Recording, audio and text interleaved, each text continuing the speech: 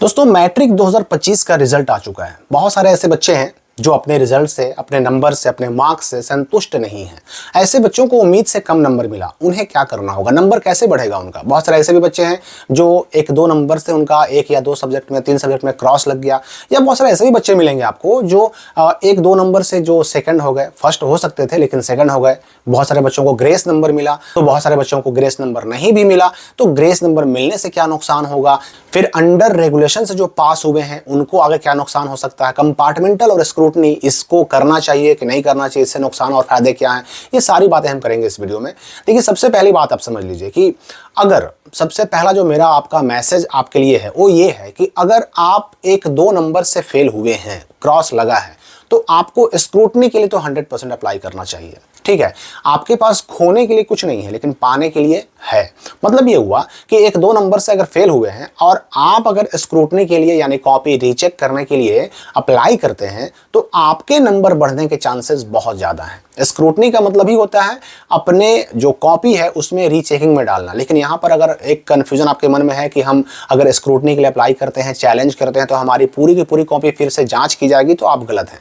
ऐसा होता नहीं है। जनरली देखिए, इसमें क्या होता है कि स्क्रूटनी के लिए जब अप्लाई करते हैं तो इसमें एक सब्जेक्ट के लिए 120 रुपये, 2 के लिए 240 रुपये, यानी प्रति सब्जेक्ट 120 रुपये आपसे चार्ज लिए जाते हैं। अब मान लेते हैं कि आपने एक सब्जेक्ट के लिए अप्लाई किया, तो उस सब्जेक्ट की आपकी कॉपी निकाली जाएगी, उसको दोबारा चेक नहीं किया जाएगा। उसमें बस देखा जाएगा ना कि आपकी कॉपी जो चेक हुई उसमें कहीं कोई ऐसा आंसर तो नहीं जो चेक करने से छूट गया हो, जिसको चेक करने में चूक हो गई हो, या फिर कोई ऐसा तो आंसर नहीं जिसको चेक तो किया गया, नंबर भी दिया गया, पर उस नंबर को टोटल करते समय यानी एक साथ जोड़ते समय जोड़ना भूल गए लोग, मिस्टेक हो गया, छूट गया। और ऐसे केस में नंबर की टोटलिंग की जाती है, दोबारा से नंबर चेक किए जाते हैं, कॉपी दोबारा चेक नहीं होती। ठीक है, और रीचेक अगर करवाने के बारे में सोच रहे हैं तो ये स्क्रूटनी रीचेक नहीं है, ये आपको समझना होगा। लेकिन फिर भी मैं आपको बता दूं कि अगर किसी का 1-2 नंबर से क्रॉस लग गया है, या फिर कोई बच्चा ऐसा है जो सेकंड हो गया, थर्ड हो गया 1-2 नंबर से, और 1-2 नंबर मिल जाता तो थर्ड से सेकंड हो जाता, 1-2 नंबर मिल जाता तो सेकंड से फर्स्ट हो जाता, ऐसे बच्चों को और क्रॉस लगने वाले बच्चों को अप्लाई जरूर करना चाहिए स्क्रूटनी के लिए, क्योंकि ऐसे बच्चों के चांसेस ज्यादा है, नंबर बढ़ जाएगा। और अगर नंबर बढ़ता है तो आप पास हो जाएंगे, अगर क्रॉस लगा है तो पास हो जाएंगे, अगर थर्ड हुए हैं तो सेकंड हो जाएंगे, अगर सेकंड हुए हैं तो फर्स्ट हो जाएंगे। तो ऐसे बच्चों को स्क्रूटनी के लिए अप्लाई जरूर करना चाहिए। स्क्रूटनी का डेट भी आ चुका है, इसकी जानकारी मैं अगली वीडियो में दूंगा। और रही बात कंपार्टमेंटल, तो कंपार्टमेंटल का मतलब तब ये एग्जाम आपको तब देना पड़ता है जब आप 1 या 2 सब्जेक्ट में फेल हैं। अगर 1 या 2 में है फेल तब तो कंपार्टमेंटल दे सकते हैं, लेकिन अगर 3 सब्जेक्ट या फिर 4 या 5 सब्जेक्ट में फेल हैं तो फिर आपके पास कंपार्टमेंटल देने का कोई विकल्प नहीं। आपको अब 2026 के मैट्रिक एग्जाम के लिए फिर से फॉर्म भरना पड़ेगा, और उसके लिए अलग से एडमिशन कराने की जरूरत नहीं है। बस डायरेक्ट आप एक्स स्टूडेंट के रूप में फॉर्म भरिएगा। जब सबका फॉर्म भराएगा ना, रेगुलर वालों का, उस वक्त आपका भी फॉर्म भराएगा एक्स स्टूडेंट के रूप में, और फॉर्म भर के एग्जाम दे दीजिएगा। लेकिन ये उसके लिए जो 3 या उससे ज्यादा सब्जेक्ट में फेल हुए हैं, अगर 1 या 2 सब्जेक्ट में फेल हुए हैं तो आप कंपार्टमेंटल के रूप में इसी साल का जो स्पेशल एग्जाम होने वाला है, जिसका अप्रैल से मई तक फॉर्म भी भराएगा और एग्जाम भी हो जाएगा जून होते होते, उसमें आप बैठ करके अपना 1 साल बचा सकते हैं।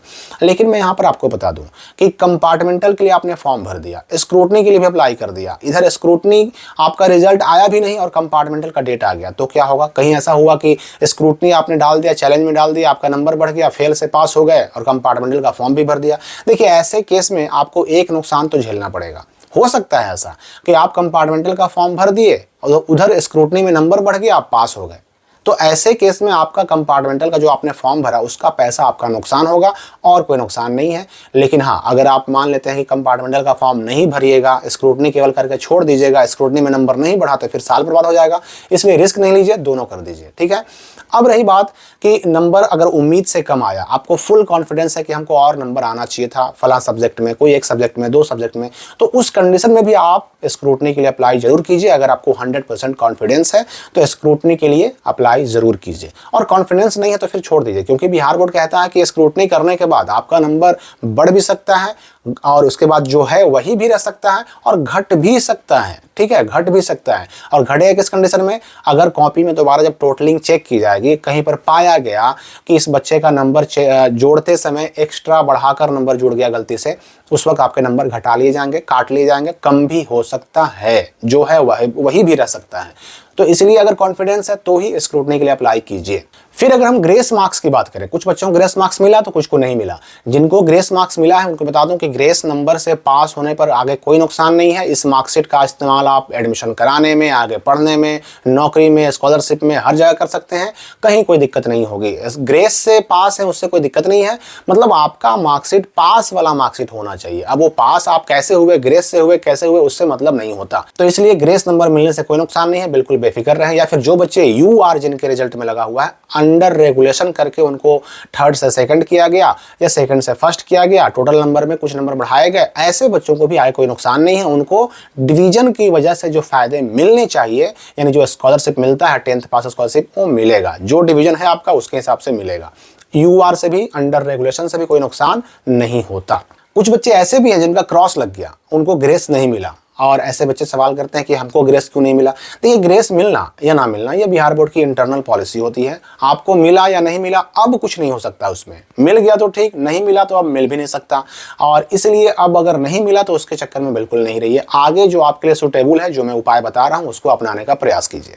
फिर अगर कोई बच्चा ऐसा है जो अपने नंबर से पास तो हो गया, पास हो गया, फर्स्ट है या सेकंड है, लेकिन अपने मार्क्स से संतुष्ट नहीं है, वो चाहता है बेटरमेंट का एग्जाम देना, इंप्रूवमेंट का एग्जाम देना, तो ऐसे बच्चों को मैं बता दूं कि जो अप्रैल मई में जो फॉर्म भराएगा स्पेशल एग्जाम का, कंपार्टमेंटल एग्जाम का, इसमें आप फॉर्म भर के इंप्रूवमेंट का एग्जाम नहीं दे सकते। 2026 के लिए जब मैट्रिक का फॉर्म भराएगा ना, उस वक्त आप इंप्रूवमेंट का फॉर्म भर सकते हैं। आपको 1 साल के नुकसान झेलना पड़ेगा। आप इस बार सोचिएगा कि हम अप्रैल मई में फॉर्म भर दें और फिर जून में एग्जाम दे दें, साल भी बच जाए, इंप्रूवमेंट भी हो जाए, तो ये संभव नहीं है। इंप्रूवमेंट जिस साल आपने एग्जाम दिया उस साल के अगले साल जो एग्जाम होने वाला होता है ना, उसमें ही बच्चे दे सकते हैं, लेकिन वही साल भर के बाद। अब मान लेते हैं कि ऐसे केस में बच्चे सवाल करेंगे कि ठीक है, तब तक हम इंटर में एडमिशन करा लेंगे, 11 में एडमिशन करा लेंगे और उसके बाद फिर एग्जाम देंगे, तो कोई दिक्कत नहीं है। आपका एडमिशन भी रहेगा, आपका मार्कशीट अपडेट हो जाएगा, आपके नंबर बढ़ जाएंगे, कोई दिक्कत नहीं है। आपका उस कंडीशन में साल बर्बाद नहीं होगा, आप आगे पढ़ाई भी करते रहेंगे और आपका मार्क्स भी इंप्रूवमेंट हो जाएगा, बढ़ जाएगा। तो स्क्रूटनी सबसे बेस्ट उपाय है और मैं उन बच्चों से फिर से एक बार तो स्क्रूटनी सबसे बेस्ट उपाय है अपने नंबर को बढ़ाने का। मैट्रिक में अपना नंबर बढ़ा सकते हैं आप अगर कॉन्फिडेंस है तो। और मैं उन बच्चों को खास करके ये कहना चाहूंगा कि जो बच्चे 1-2 नंबर से फेल हो गए हैं, ऐसे बच्चे स्क्रूटनी जरूर अप्लाई करें, या जिनको फुल कॉन्फिडेंस है वो भी अपना स्क्रूटनी के लिए अप्लाई जरूर करें। पैसे का मोह ना देखें, अगर आप सच में लिखे हैं अपने एग्जाम में तो आपको नंबर मिलेगा। अब दूसरी बात ये भी है कि स्क्रूटनी और कंपार्टमेंटल, अगर कोई 1 या 2 सब्जेक्ट में फेल है तो उसको स्क्रूटनी और कंपार्टमेंटल दोनों के लिए फॉर्म भर देना चाहिए, जिससे फायदा हो जाए, जिससे काम बन जाए उससे। लेकिन काम बनेगा तो कम से कम। हाँ, मैं आपको बता दूं, कंपार्टमेंटल एग्जाम देने से एक नुकसान होता है कि जो प्रोत्साहन राशि मिलती है फर्स्ट आने पर और सेकंड आने पर, जो प्रोत्साहन राशि मिलती है जिसकी जानकारी अलग एक वीडियो में दी गई है, आप वो देख सकते हैं, वो प्रोत्साहन राशि का लाभ कंपार्टमेंटल से पास बच्चों को नहीं मिलता। बाकी जो और स्कॉलरशिप है, पोस्ट मैट्रिक वगैरह है, वो सब आप भर सकते हैं, उसमें कोई दिक्कत नहीं है। लेकिन हाँ, प्रोत्साहन राशि जो मिलता है फर्स्ट और सेकंड आने वाला का, वो चीज केवल कंपार्टमेंटल वालों को नहीं मिलता। तो इस वीडियो के लिए फिलहाल इतना ही, हम मिलेंगे अगली वीडियो में नए अपडेट के साथ।